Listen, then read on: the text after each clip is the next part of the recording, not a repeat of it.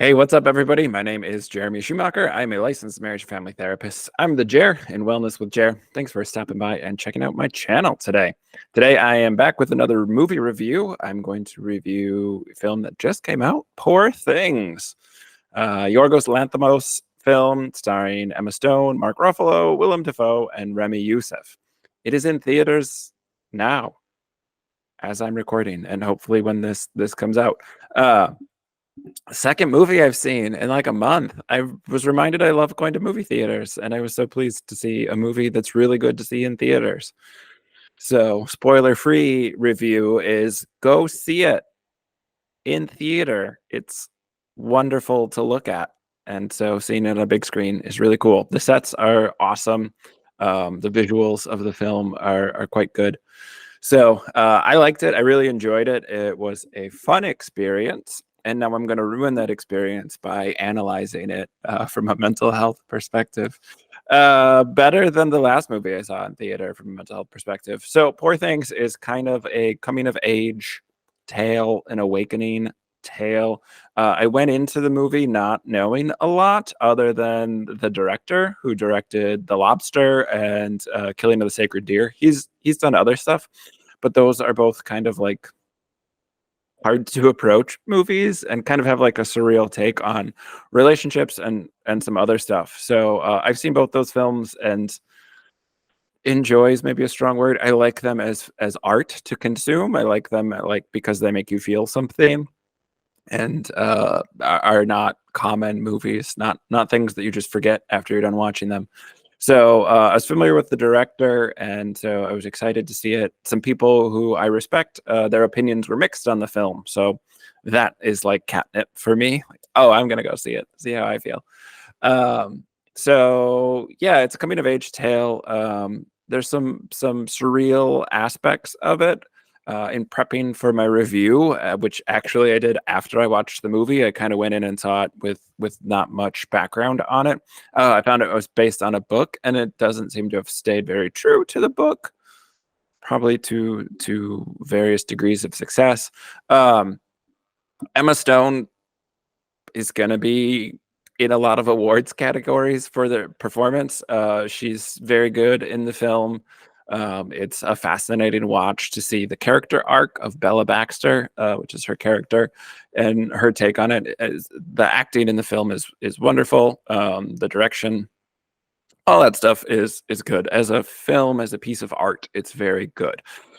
What are some of the messages underneath the art? And for those of you who haven't seen it but may want to see it, I'm going to get into some spoilers here. So stop watching now if you want to be spoiler free. So basically, Willem Dafoe's character, Godwin Baxter, goes by God, in a bit of poking fun at maybe the scientific community that takes itself too seriously. He's a scientist. He's kind of Frankenstein, who's the doctor, not the monster. He's kind of a Frankenstein type figure. I texted somebody after I saw the film and said, so female Frankenstein, like that's what this movie is. And I think it's more than that, but as a like pick 3 words, 2-3 words to review a movie, if you could be so improper as to distill it down that way, like yeah, it's set in a Victorian era. There are parts of Victorian culture that it's definitely commenting on and saying is bad and healthy. There's parts of modern culture that it's definitely commenting on and say is bad as unhealthy. So Willem Dafoe's character, Godwin Baxter, finds a suicide victim.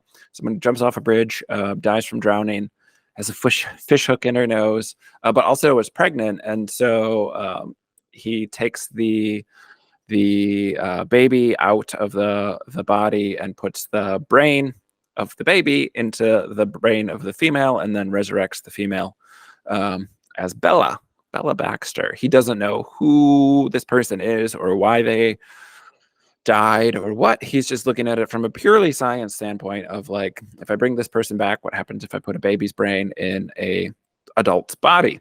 Science experiment. And then he connects in kind of a paternalistic way, a father way of Bella, and as she grows and learns more, and her baby brain catches up to her adult body. He's very much the paternal figure. His character's interesting. Willem Dafoe's just a ton of trauma.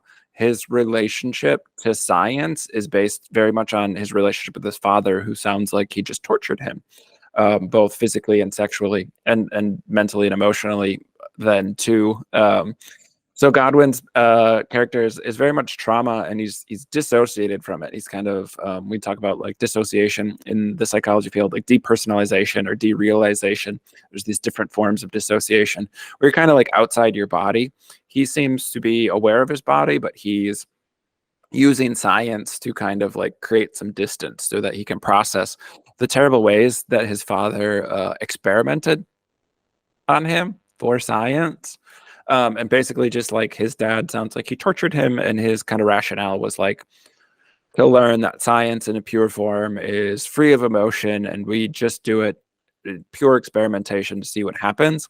And he struggles with this because as he builds these paternal feelings towards Bella, he's realizing that he can't detach the same way his father did, which like light bulb, what his father was doing wasn't healthy to him, and arguably what he's doing to Bella is also not healthy.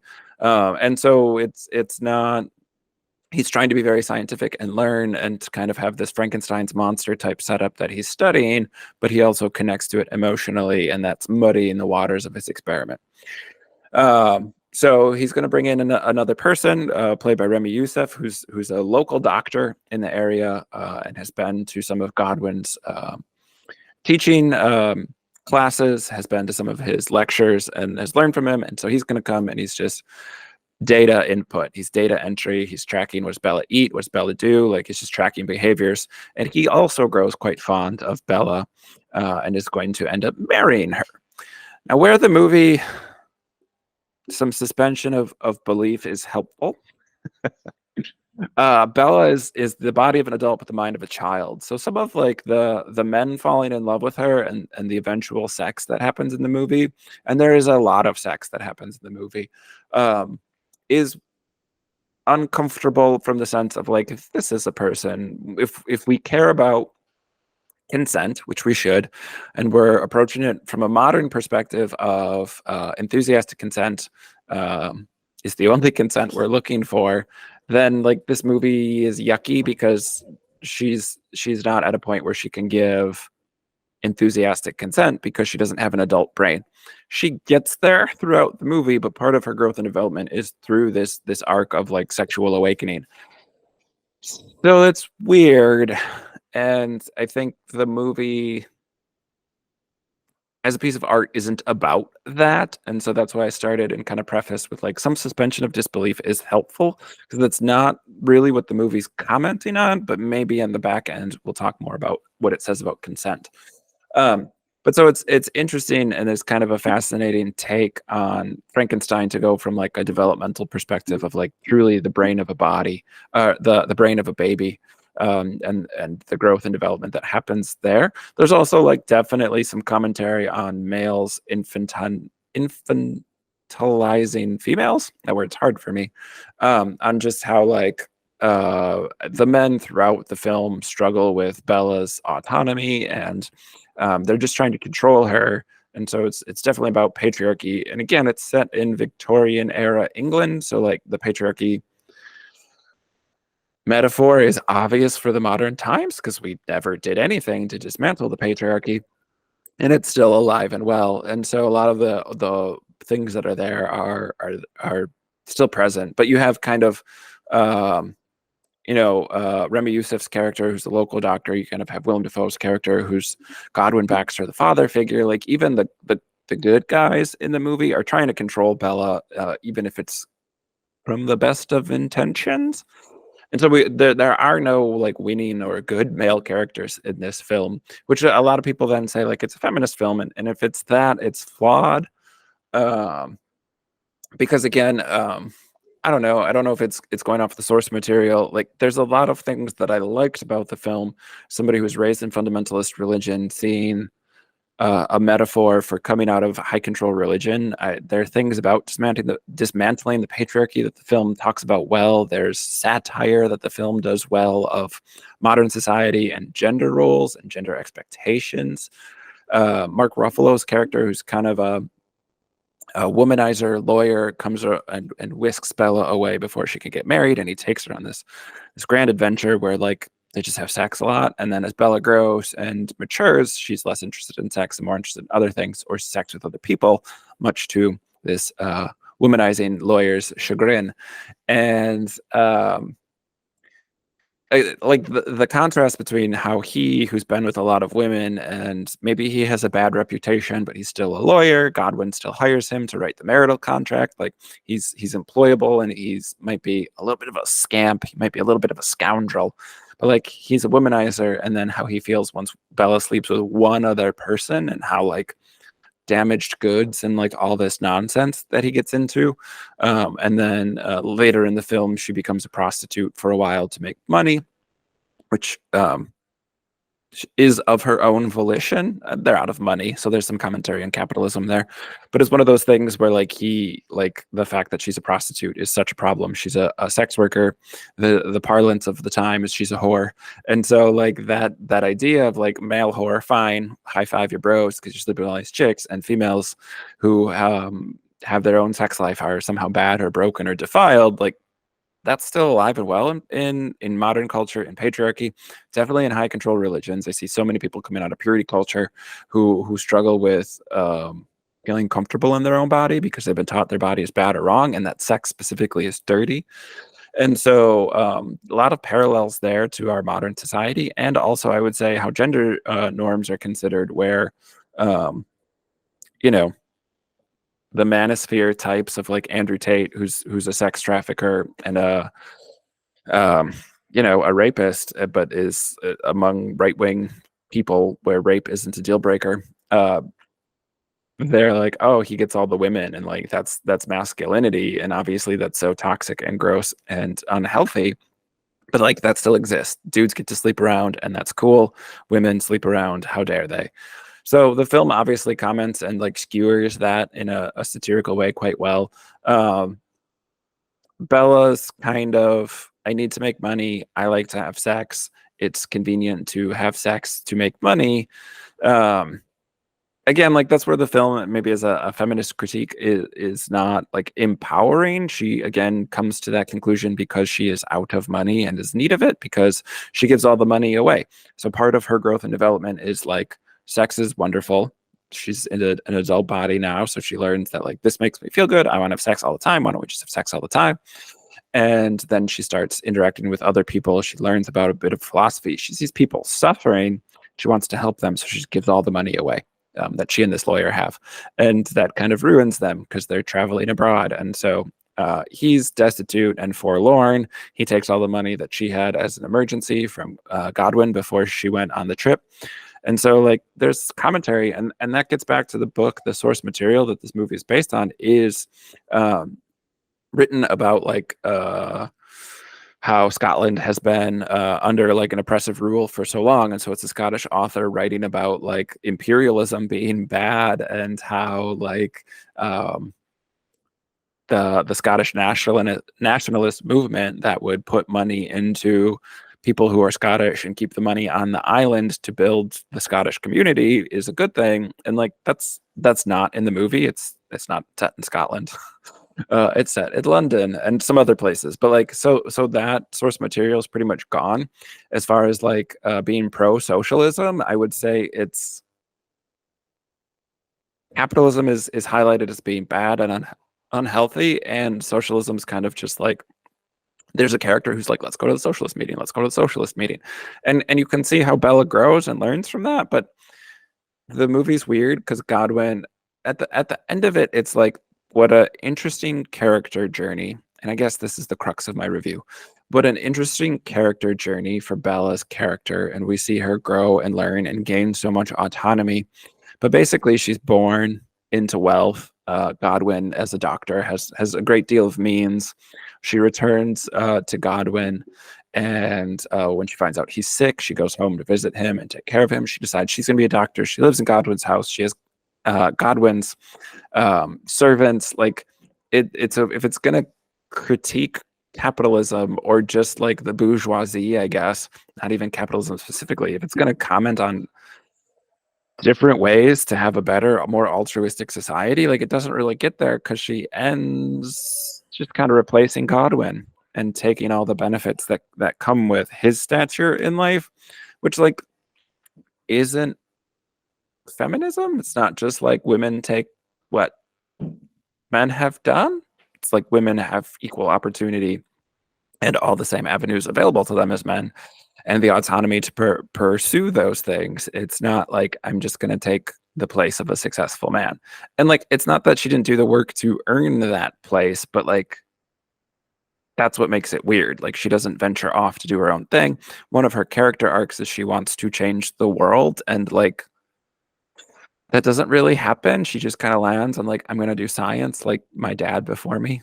She refers to Godwin as God, which is like a bit tongue in cheek about religion and creators, and them not being particularly ethical. Um, my dogs are barking. I'm not sure if that'll come through.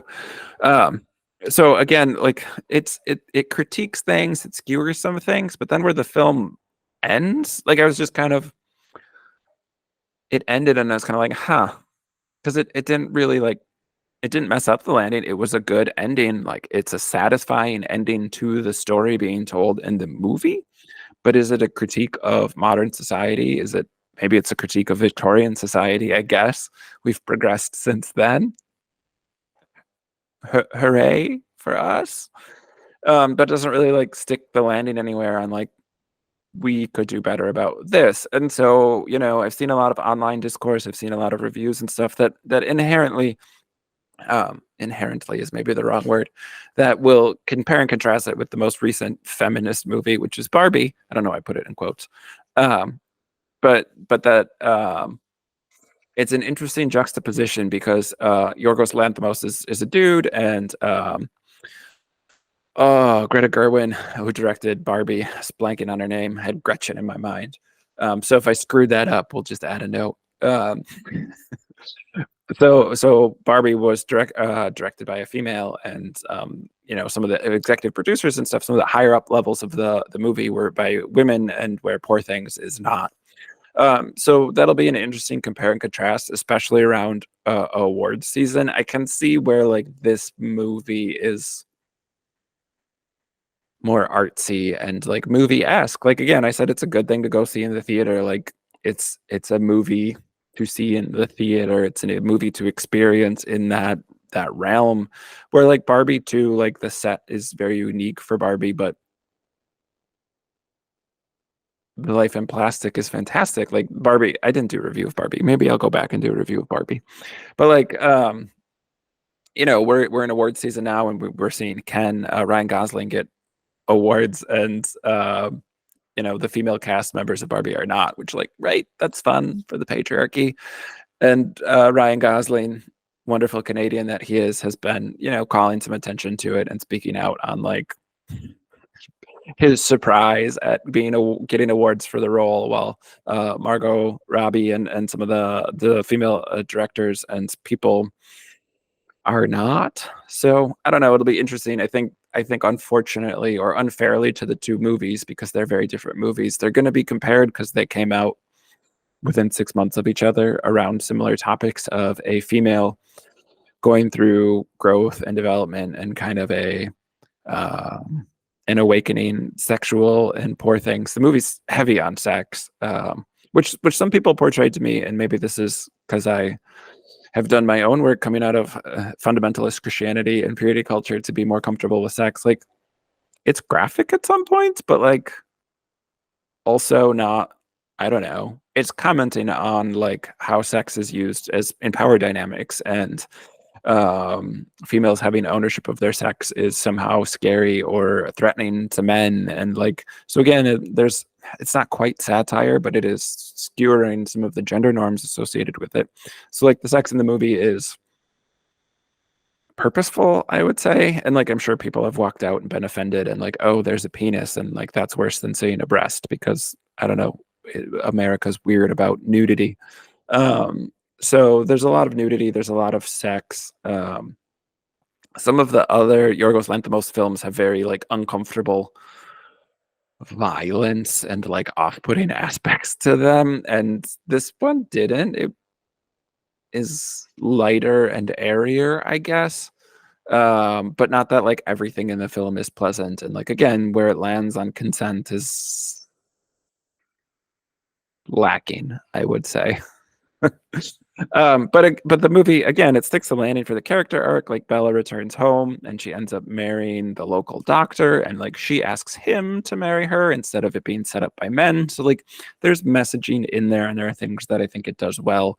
I just think for like a lot of the love and the acclaim that it's getting, it's been very highly reviewed. Like I thought it was a little basic, but I felt that about Barbie too. Like if these are foundational world rattling type films, they're very basic, and maybe that's where society at large is around feminism and equity and man, decolonizing stuff. And like I'm not an expert in these things. I don't, as a white male, don't want to be a talking head about this stuff, but like lots of people are doing really good work and commenting on these things and talking about these things and writing books on these things.